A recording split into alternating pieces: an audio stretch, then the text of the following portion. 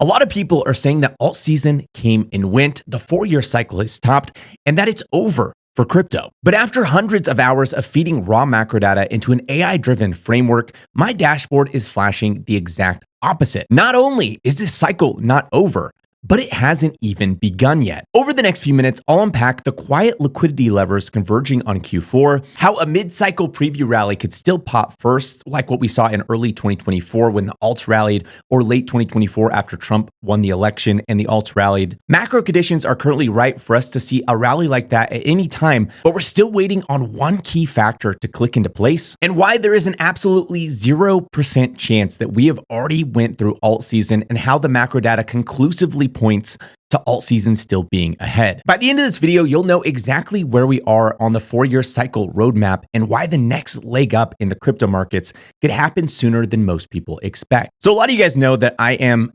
utterly obsessed with trying to figure out what causes the crypto 4-year cycle. In fact, I just recently did a video where I dove into all this. I talked about how I did all this research into the various types of cycles outside the 4-year cycle, like the credit cycle, the debt cycle, the business cycle, and I even dove into like weird obscure cycles like the solar cycle, which some people legitimately believe dictates, how the markets go. And there is some interesting evidence behind that one. Anyway, I went way down the rabbit hole where I was spending weeks on end. I was working like from 6 a.m. till 10 p.m. at night, weeks on end through the weekends, trying to dissect the 4-year cycle and figure out what actually drives this thing. Because I, as I said in that video, I don't believe it's the halving. I don't believe it's this like simple supply and demand dynamics. I think that's just the biggest load of nonsense I've ever heard in my entire life.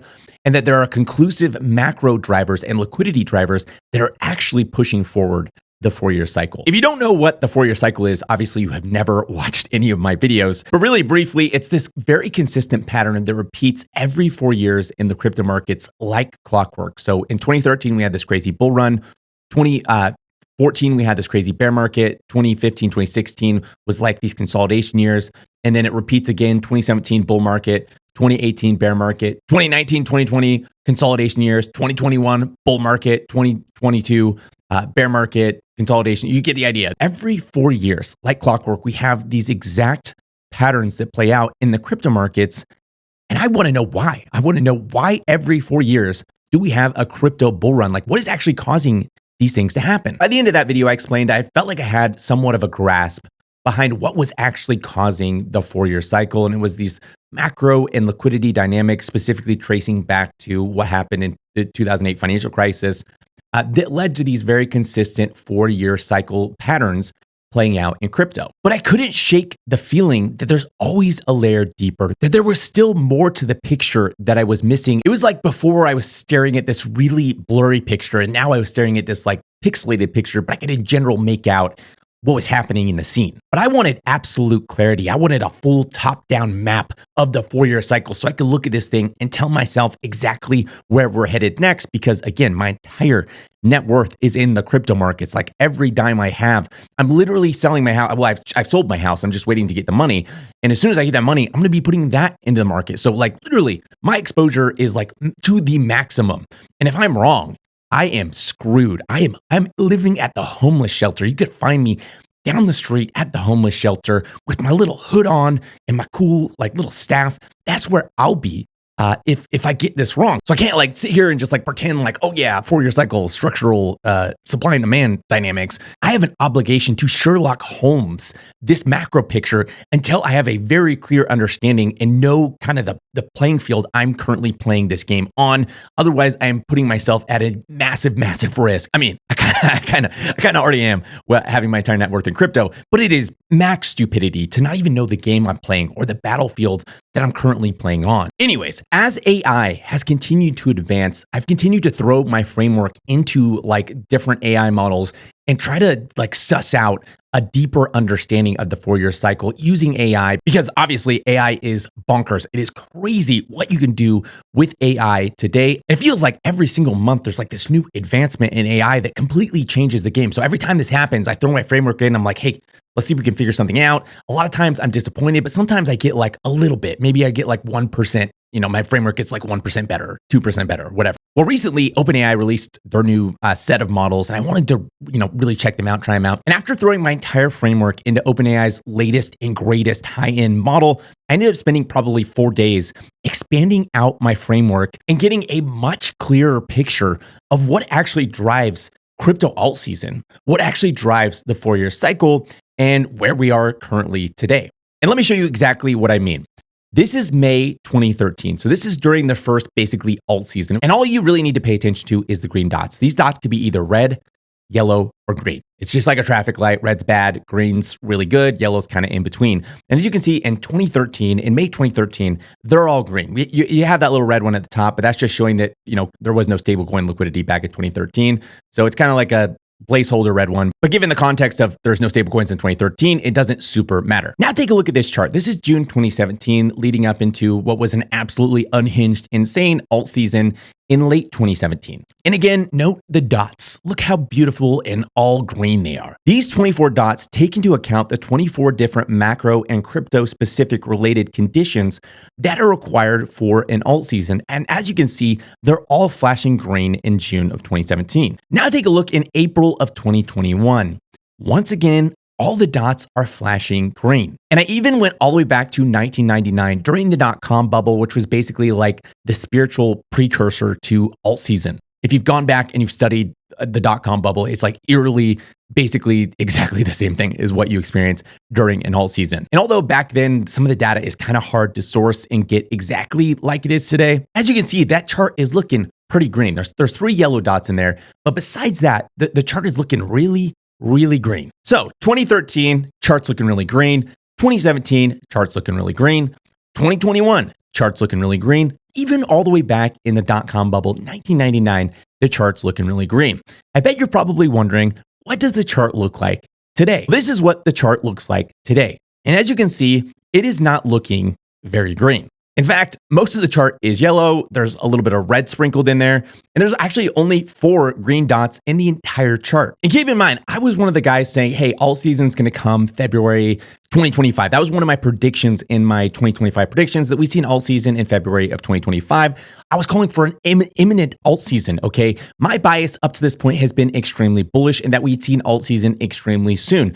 But I cannot ignore the data that I'm seeing, because this is a much more comprehensive framework than just the base 4-year cycle, or just looking at any single indicator across the board. I don't know of a single other framework that's as comprehensive as, certainly there isn't like a single other indicator that you can look at as a one-off that's as comprehensive at identifying crypto alt season and crypto alt season trends. There's a lot of people that will look at like time since the halving, or they'll look at QE, or they'll look at global M2, but those are just singular data points. This is like a whole comprehensive framework of tons of different data points tracing all the way back down to the source. You could say global M2 or global liquidity moves crypto, but like what moves global M2? And if you look at what moves global M2, what moves that? And if you look at that, what moves that? That is what I tried to do. I tried to go look at, the man behind the curtain, behind the curtain, behind the curtain, and map out the entire comprehensive framework of what drives crypto liquidity cycles, what drives crypto alt season, and what ultimately drives the 4-year cycle. Now, before you give up all hope, I want to point out a couple different things about this chart. First off, the way that this chart works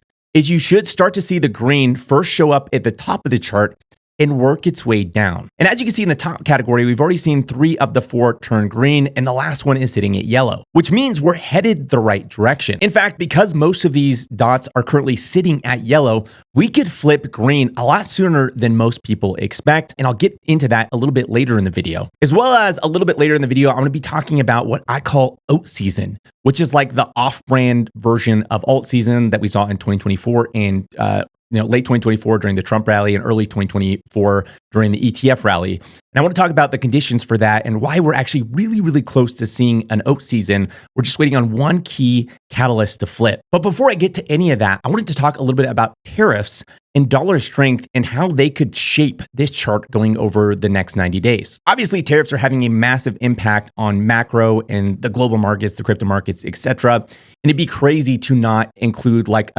various different tariff scenarios when trying to map out where this chart is going from here. Coupled with that, I've talked about in previous videos how dollar strength is actually the key to everything and is one of the key single most important indicators to watch moving forward if you're trying to determine when we're going to see alt season and the crypto markets really take off. And so basically I ended up mapping out two different scenarios. The first scenario is where Trump basically ends up making deals and all tariffs end up going to zero, or most of the tariffs end up going to 0%. If I'm being honest, I think this is probably the least likely of the two different scenarios, given that it just really feels like Trump wants to kind of keep 10% tariffs across the board. The second scenario I mapped out is what I just said, 10% tariffs across the board. We're going to go through these negotiations. We're going to see deals made, but like the lowest these countries are going to be able to get is basically 10% tariffs on their country. So first scenario, it's possible to get to 0%. Second scenario, the lowest you could possibly get is 10%. And both scenarios assume that dollar strength drops to the lower 90s. And as you can see, in 90 days, if we were to get tariffs drop to 0 and dollar strength were to drop to 90, that would theoretically flip this chart green,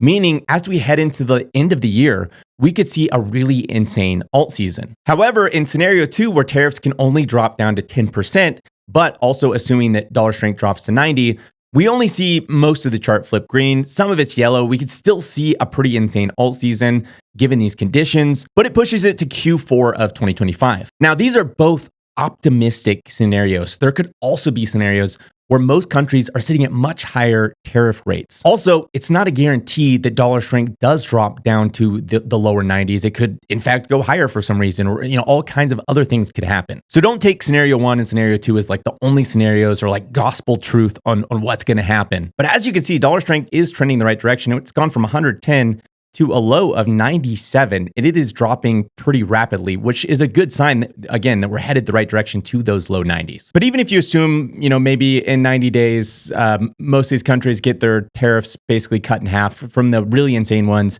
but nobody's going below 10%. So some of them still have pretty crazy tariffs on the books. And let's assume that China is still sitting at tariffs above 100%. Even if you assume that and you keep DXY at around dollar strength index at around 98, although in 90 days, most of it, the chart isn't green, most of it's yellow, it is sitting meaningfully better than it is today. And if you go back and look at November of 2024 or early 2024 or early 2023, the chart does look meaningfully worse. So basically meaning the chart is trending up, it's trending towards more green, and we are headed the right direction. Now, I mentioned earlier alt season, which is like off-brand alt season. It's what we saw in November of 2024 after Trump won and alts skyrocketed. It's what we saw in early 2024 after the ETF approval and alts skyrocketed.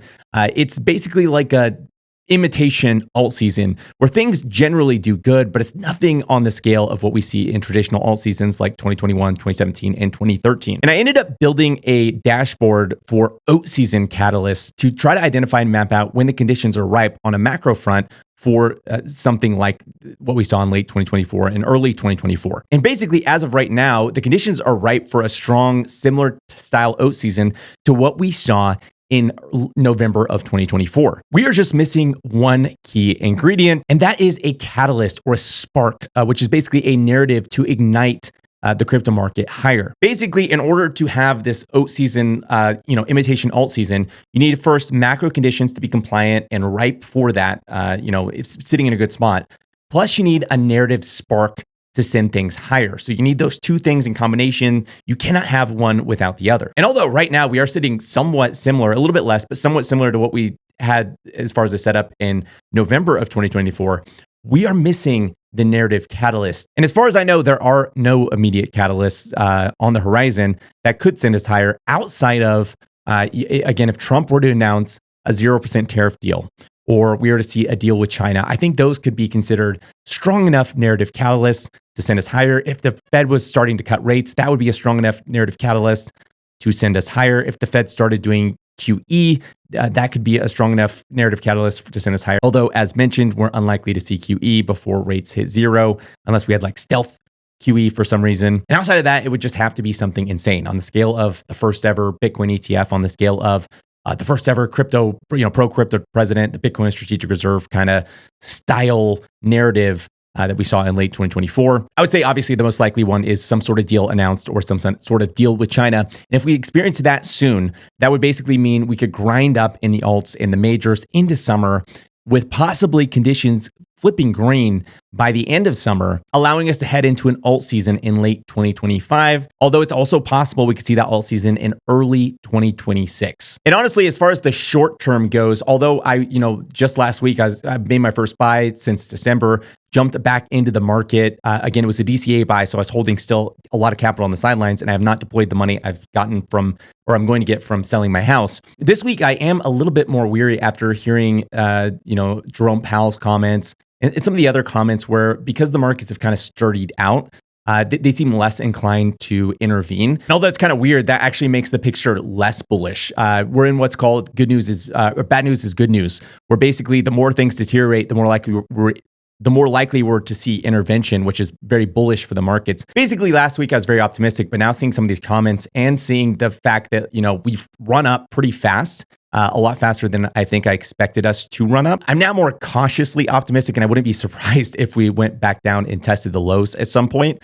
Not saying that we are going to, but basically what happens from here is going to be determined by, what happens next with these trade deals, etc. So short term is a bit more unclear this week. I'm going to be keeping an eye on it and keeping an eye on the data, and I'll keep you updated as these charts flip more bullish. If you're interested in joining the Obsidian Council, it's currently closed to new members, but you can join the waitlist in the description of this video. In the Obsidian Council, I do weekly market and macro updates. I share my entire portfolio, update every time I buy and sell. I do monthly market deep dives, weekly Q&As, and a ton more. Again, you can sign up in the description of this video. As always, none of this is investment advice. None of this is me telling you to do anything with your money. I am not a financial advisor. I am certainly not your financial advisor. I am just a guy on YouTube sharing the things I'm learning, the things I'm exploring and doing with my own money. You are a grown adult. Act like it and take responsibility for your own investment decisions. If this video is helpful, make sure to hit that like button. If you have any questions or comments, let me know down in the comment section down below. And if you want to see more videos like this, make sure to hit that subscribe button and the little bell next to it to be notified each time I release a new video.